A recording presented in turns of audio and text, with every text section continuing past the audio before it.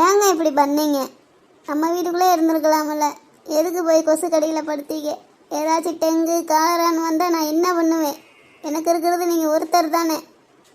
ஏண்டி கோமதி, எனக்கு இங்கே என்ன மரியாதை இருக்குன்னு இருக்கு சொல்கிற? ஏண்டி அவன் என்னன்னா அவன் பாட்டுக்கு கல்யாணம் பண்ணிட்டான், இவன் என்னன்னா இவன் பாட்டுக்கு கல்யாணம் பண்ணிட்டான். என் மேலே நம்பிக்கை இல்லையா இவங்களுக்கெல்லாம்? நான் கல்யாணம் பண்ணி வைக்க மாட்டேனா? ஏன் கோமதி, இவங்களெல்லாம் வளர்க்க தெரிஞ்ச எனக்கு கல்யாணம் பண்ணி வைக்க தெரியாதா? இந்தாரு கோமதி, அவங்க கல்யாணம் பண்ணிட்டு வர்றது எனக்கு எந்த பிரச்சனையும் கிடையாது. அவங்களுக்கு சோறு வர்றதுக்கு எனக்கு எந்த பிரச்சனையும் கிடையாது. சரிங்க, நீங்கள் கொஞ்சம் கோவப்படாமல் பேசுங்க. இவங்க பண்ணுறதெல்லாம் பார்த்தா எனக்கு நெஞ்சு வலி வந்துடும் போல கோமதி. மாமா அப்படிலாம் சொல்லாதீங்க மாமா. நாங்களே இருக்கிற வரைக்கும் உங்களுக்கு எந்த வழியும் வரவிட மாட்டோம். எனக்கு நெஞ்சு வலி வரக்கூடாதுன்னா அந்த நகை பணத்தை எல்லாம் கொண்டு போய் அவங்க மூஞ்சில வீசி விட்டு வர சொல்லு. ஏண்டி கோமதி, அம்புட்டு பணம் அம்புட்டு நகையை என்னடி செஞ்சா இவன்? பணத்தை என்ன செய்வாங்க? செலவு தான் செய்வாங்க. அதைத்தான் நானும் பண்ணேன். பாத்தியாடி என்ன காரியம் பண்ணிட்டு வந்து என்கிட்ட எவ்வளவு திமிரா பேசுறியான். இவனுக்கு எம்புட்டு நெஞ்சலத்தை இருக்க முடியும். சரிடி, இவனை பெத்த கடமைக்கு அந்த பணத்தை நான் கொடுத்துட்றேன். அந்த நகையை மட்டும் எப்படியாச்சும் மீட் எடுத்து வந்து அவங்கள்ட்ட கொடுத்துடணும்.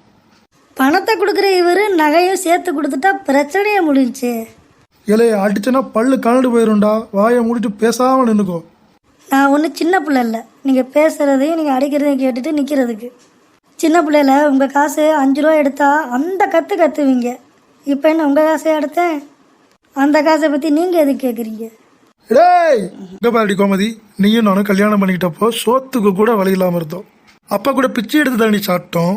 யார் பொருளுக்கும் யார் காசுக்கும் நான் ஆசைப்படலைல. இவன் எதுக்குடி அடுத்தவங்க பொருளுக்கு ஆசைப்பட்டான்? அவங்க ஒன்றும் எனக்கு அடுத்தவங்க இல்லை. அவங்க எங்கள் அம்மா கூட பிறந்தவங்க, தாய் மாமே ஆகுது. அவங்க காசை நான் எடுத்துகிட்டு வந்தால் என்ன தப்பு? அவங்க காசை மட்டுமா நான் எடுத்துகிட்டு வந்திருக்கேன்? அவங்க பொண்ணையும் தான் கூப்பிட்டு வந்திருக்கேன். இனி காலமுள்ள அவளை வச்சு நான் காப்பாற்றணும்ல. அதுக்கு எனக்கு காசை பண்ண வேணாமா? அதுக்கு நீ உழைச்சி சம்பாதிக்கணும். அடுத்தவங்க காசுல வாழக்கூடாது. நான் காலேஜ் தானே போகிறேன். நான் எங்கே போய் உழைப்பேன்? அப்போ போய் சாவுடா. அம்மா, உன் புருஷனுக்கு இவ்வளோதான் மரியாதை, பேசாமல் இருக்க சொல்லு.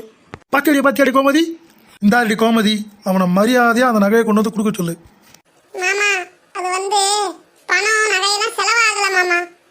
நாங்க போய் சொல்லிட்டோம். உண்மை என்னன்னா, என்னம்மா சொல்ற?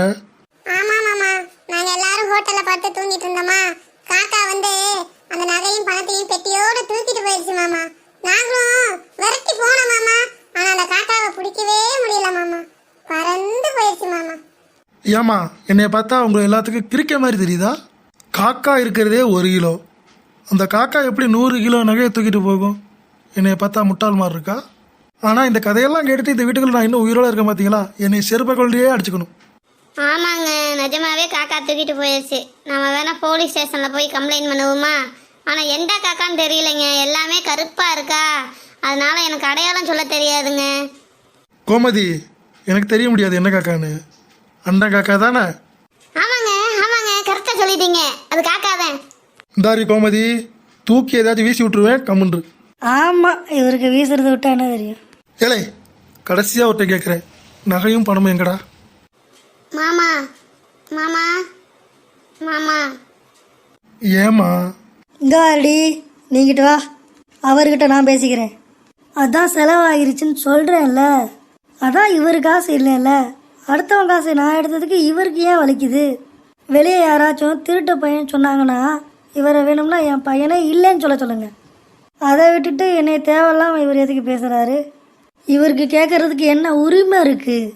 நாடகம் ஆரம்பித்ததுலேருந்து எனக்கு வடையும் பணியாரமும் வாங்கி கொடுத்தாருன்னு ஏதோ அமைதியாக இருந்தால் ரொம்ப தான் பேசுகிறாரு. என் வாழ்க்கையில் என்ன முடிவு எடுக்கணும்னு எனக்கு தெரியும். என் வாழ்க்கையை நான் தான் வாழ போகிறேன். இவர் ஒன்றும் வாழ போகிறதில்ல. காலம் போன காலத்தில் இப்போ போய் கத்திக்கிட்டு இருக்காரு. வயசான காலத்தில் அமைதியாக இருக்க சொல்லு, அடித்து சாவடிச்சு விட்டுருவேன். பாத்தியாடி கோமதி, இவனுக்கு வடையும் பணியாரம் கொடுத்ததா வளர்த்தனா? ஒரே வார்த்தையில் எல்லாத்தையும் முடிச்சு விட்டானேடி. ஏண்டி கோமதி, இவனுக்கு குண்டி கழுவி விட்டு, குளிப்பாட்டி, மூக்கு சீந்தி விட்டு, ட்ரெஸ்ஸை போட்டு விட்டு, சாப்பாடு ஊட்டி, சைக்கிளை எடுத்து அந்த மிதிப்பு சைக்கிளை ஸ்கூலுக்கெல்லாம் கொண்டு போய் விட்டுட்டு கூட்டிகிட்டு வருவேன். அவனுக்கு காய்ச்சல்னா நான் ஊசி போட்டுக்க வேண்டி அப்படி ஒரு பாசமாக வளர்த்தேன். ஆனால் இவன் ஒரே வார்த்தையில் என்னை மோசம் பண்ணிட்டானேடி. தீபாவளி பொங்கல்னா வெடிக்காத பட்டாசா வாங்கி கொடுப்பேன். என் பிள்ளை கைகாலில் காயமாயிருச்சுன்னா அவங்களுக்கு வலிக்குதோ இல்லையோ, எனக்கு வலிக்கும். இதை விட கோமதி, ஞாயிற்றுக்கிழமை கறி எடுத்துகிட்டு வருவேன். பீஸை ஃபுல்லாக அவங்க சாப்பிட்ருவாங்க. வெறும் எலும்பா நான் திம்பேண்டி. அப்படி வளர்த்தேன். ஏன் கோமதி, பைக்கு கேட்டான் வாங்கி கொடுத்தேன், செல்லு கேட்டான் வாங்கி கொடுத்தேன், பொண்டாட்டி கேட்டிருந்தா அதையும் வாங்கி கொடுத்துருப்பேனேடி. ஆனால் அதை மட்டும் நேக்கா அவன் ஜௌரியத்துக்கு கூட்டிகிட்டு வந்திருக்கானேடி. சரிடி, அதையும் நான் ஏற்றுக்கிட்டேன்ல.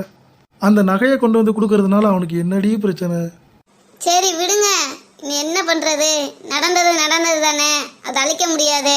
நம்ம வீட்டுக்கு 2 மருமகள் வந்துட்டாங்க, இன்னொரு மருமக நம்மளா பார்த்து கல்யாணம் பண்ணி வச்சு கூட்டு வரலாங்க.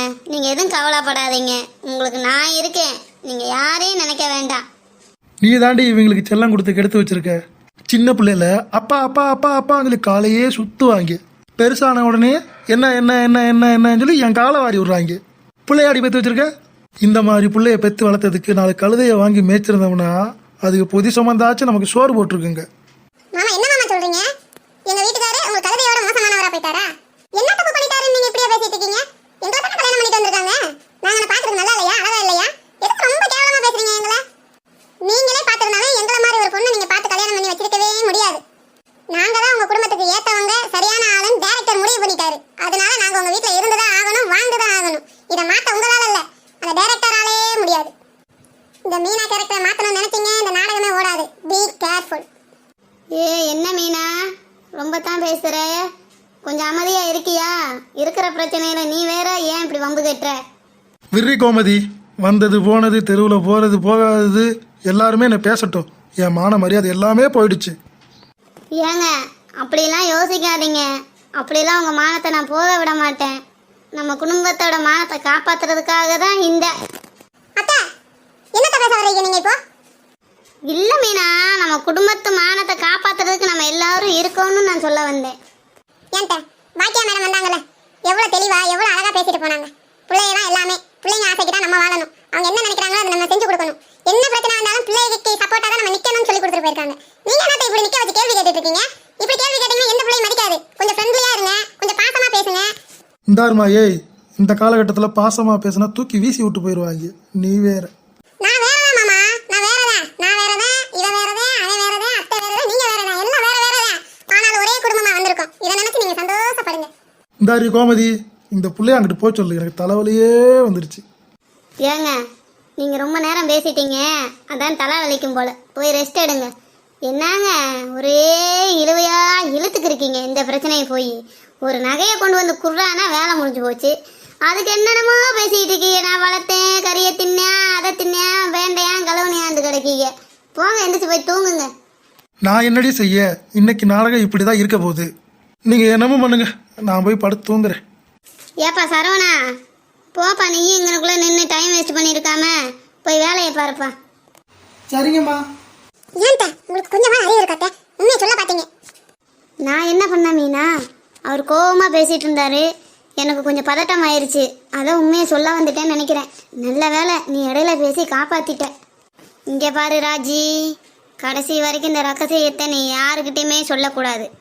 அப்படி சொன்னேன்னா உன்னோட மானமும் போயிடும், இந்த குடும்பத்தோட மானமும் போயிடும்.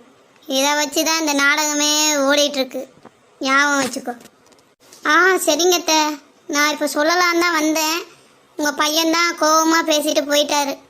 பாவம், என்னால் அவர் அப்பா கூட சண்டை போட்டுட்ருக்காரு. ஏன் தலையெழுத்து, என் குடும்பத்துக்குள்ளே பிரச்சனை பண்ணுறதுக்குன்னே நீ வந்திருப்பேன்னு நினைக்கிறேன். சரி பரவாயில்ல விடு, எல்லாம் ஒரு நாள் சரி ஆகும். பிள்ளையும் அப்பாவும் ஒரு நாள் சேருவாங்க. ஆமாண்ட, நீங்க சொல்றதா சரி. உங்களுக்கு மீனாவை ரொம்ப பிடிக்கும்னா எங்க சேனலை லைக் பண்ணுங்க, ஷேர் பண்ணுங்க, சப்ஸ்கிரைப் பண்ணிக்கோங்க. தேங்க்யூ.